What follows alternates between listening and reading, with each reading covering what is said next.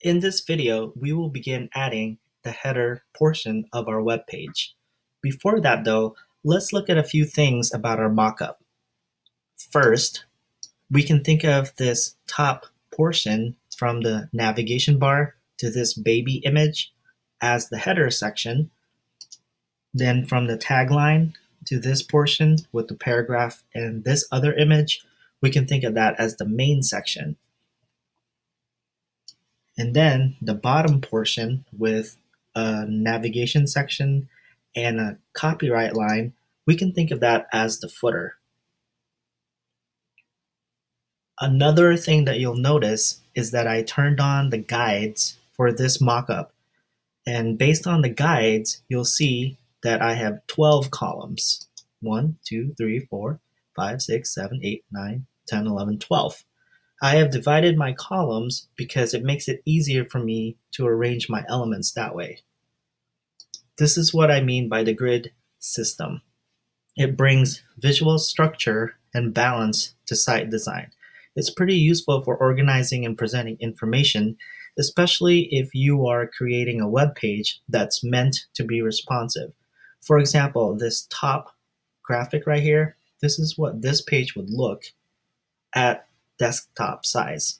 And then as it gets smaller and smaller, we can easily rearrange the various elements looking at the column guides to help us in doing that.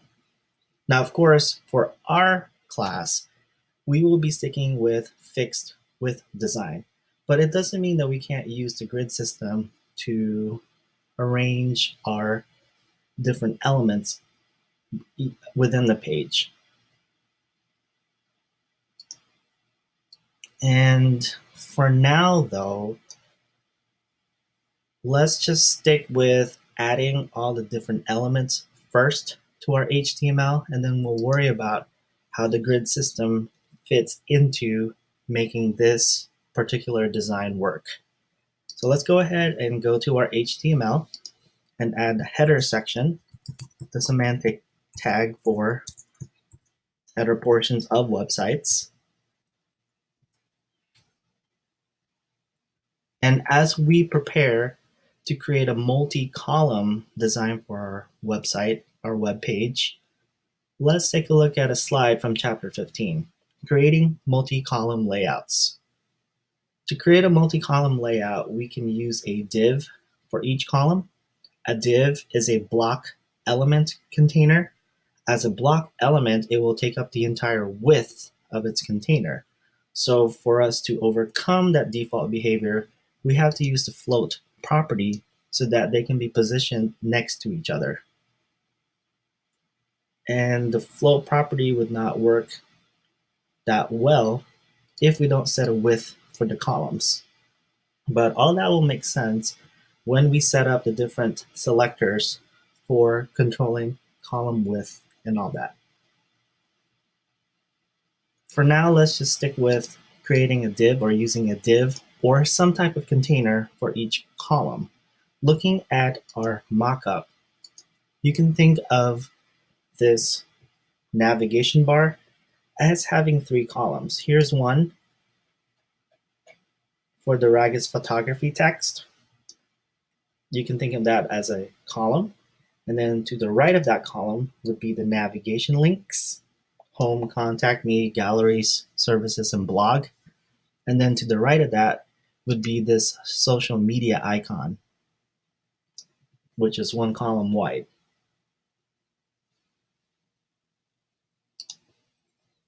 Let's start with the column for the Ragus photography text.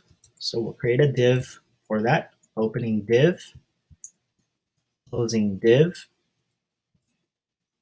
We'll make Ragus photography the H1.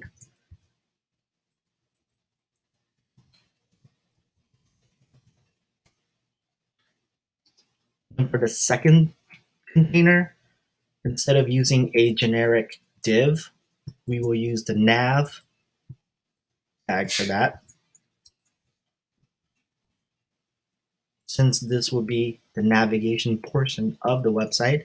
And if you will recall from a previous lab, we implement navigation links as an unordered list. Here's our opening UL, closing UL, and then for each link, that will be an LI.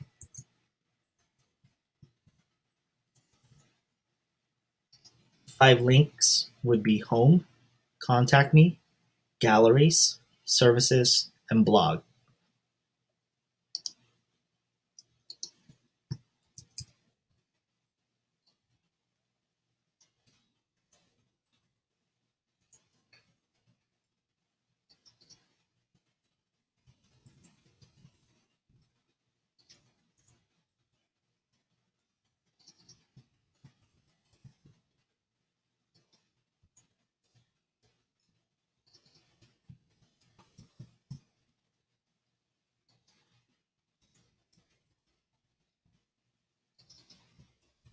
Okay, so I've created an LI, a list item or line item for each link. Here's home, contact me, galleries, services, and blog.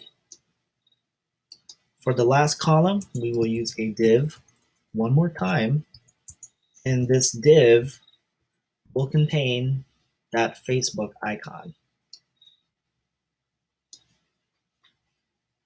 And this Facebook icon, looking at our folders, that is inside an images folder, and the file is called fbicon.png.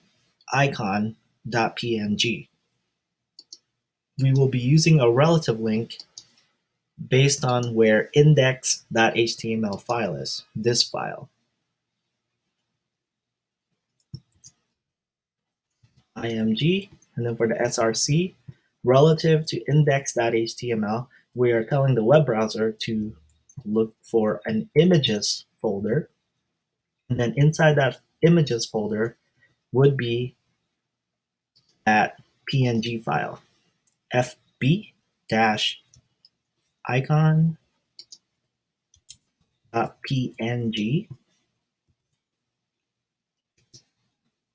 The next attribute for this img element will be the width, and the width for this icon can be determined by looking at its size in a photo editing software such as Photoshop, or you can right click on it and get the information about it.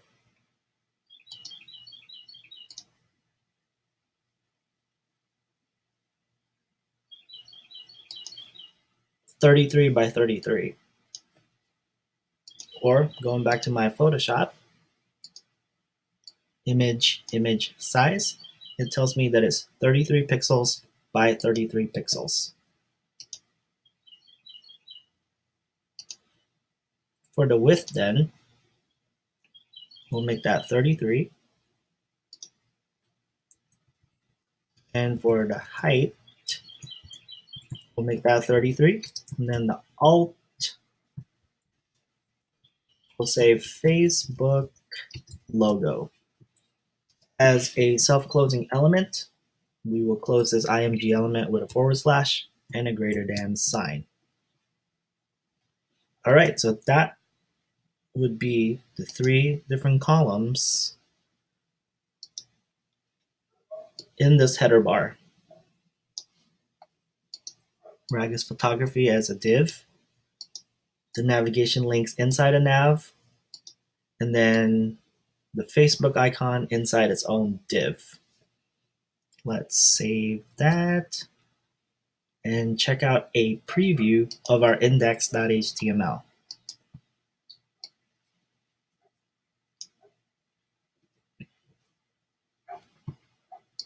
Right now, it's still looking like the default because we haven't set any kind of styling to this page.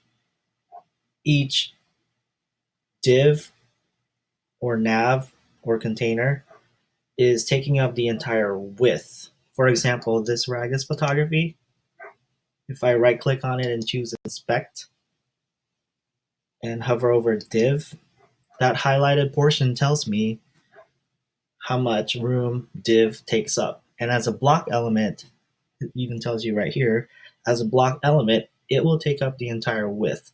Same thing for the nav, and same thing for the other div containing the Facebook icon. So looking at this one, there's nothing multi-column about it, and it definitely does not match what our mockup looks like right now. But we can fix that using CSS. We're going to tell our browser how to style this page, and we will do that in the next video.